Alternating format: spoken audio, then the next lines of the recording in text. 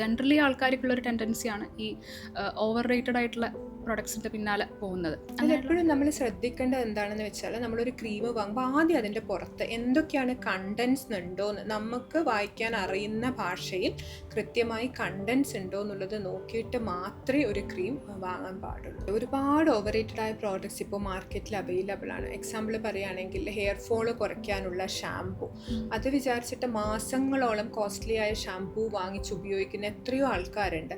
പലപ്പോഴും അതിൻ്റെ ഒന്നും ആവശ്യം ഉണ്ടാവില്ല. എന്താണ് ഹെയർ ഫോളിൻ്റെ കാരണം എന്ന് കണ്ടുപിടിച്ച് ട്രീറ്റ്മെൻറ്റ് എടുക്കുകയാണ് വേണ്ടത്.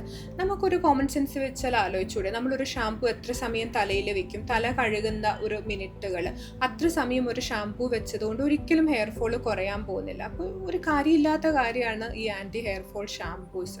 അതുപോലെ ഒരെണ്ണമാണ് വെളുക്കാനുള്ള സോപ്പുകൾ. അതും നമുക്കറിയാം, കുളിക്കുന്ന കുറച്ച് സെക്കൻഡ്സ് ആണ് ഒരു സോപ്പ് നമ്മുടെ ദേഹത്ത് ഉണ്ടാകുന്നത്, നമ്മളത് കഴുകിക്കളയാണ്.